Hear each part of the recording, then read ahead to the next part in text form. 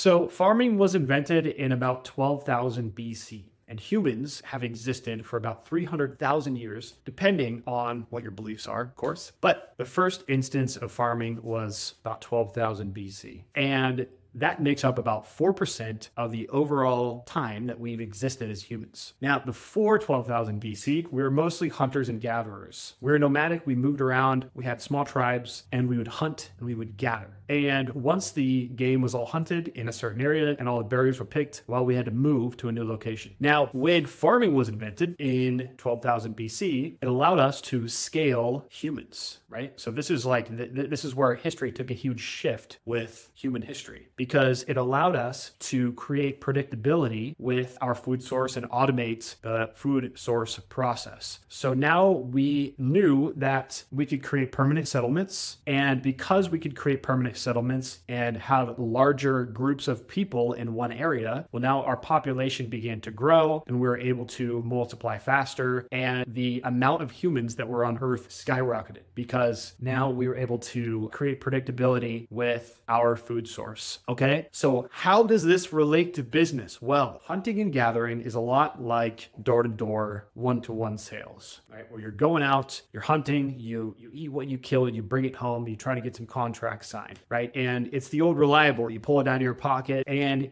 some guys are really great at it, but it's difficult to scale. Remember, because not very scalable, farming scalable, okay? And there's a lot of companies that rely mostly on door knocking, and eventually it takes a toll, whether they like to know it or whether they like to admit it or not. It takes a toll on, the longevity of the company. What's different about farming, and like, how can we relate it to business? Farming is more like creating a marketing system that allows you to cultivate leads at a mass scale and nurture them to grow into plants that you can harvest later. Now, this is where most people have a misunderstanding about how farming and business are alike, right? Because a lot of businesses who fail at the farming phase, let's say there's a business, if you're somebody who owns a company and you want to create more predictability and consistency with your lead flow so that you're not riding the, yearly roller coaster and having to, let reps go and then they'll leave and then you have to, rehire more reps. If you become a great farmer, you can create consistency and predictability with your lead flow. But the problem is that most companies take a run at it, or they will hire somebody to help them,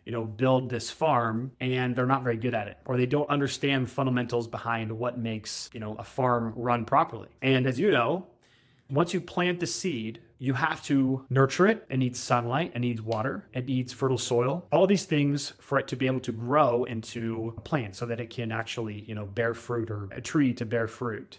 The main issue that people run into is that they don't do the work involved in cultivating the plant itself, cultivating the crop so that it does grow. They plant the seed, they sit there and it doesn't grow, and they pull their hair out and they say farming doesn't work. But what they miss is all the work in between that it takes for somebody to actually make a decision to move forward with them and their company and their business. Because as you know, especially with Facebook, a lot of people say Facebook ads are trash. Well, look, guys, Facebook is the full spectrum of everybody that is in a different buying phase, right? So think about Google, it's more like they're ready to make a decision. Facebook, they're just kind of browsing. So it's the whole spectrum of people who are in different buying stages on Facebook. So you might get a lead and they're not ready to grow yet. Like, you just planted the seed. And what they need is cultivation. They need nurturing. They need more information from you consistently over time for them to be able to make a decision to even book an inspection. Okay. There needs to be some trust built still. There needs to be information that gets sent to them at the right times that allows them to realize that they have a problem and that you are the one that can solve it. Now, most companies plant a seed, and as soon as it doesn't grow, they think it's dead and we'll just throw out the information because, hey, it's a dead seed. What's the point? When if you would just have created the nurturing system behind it, you would have been able to have a massive harvest of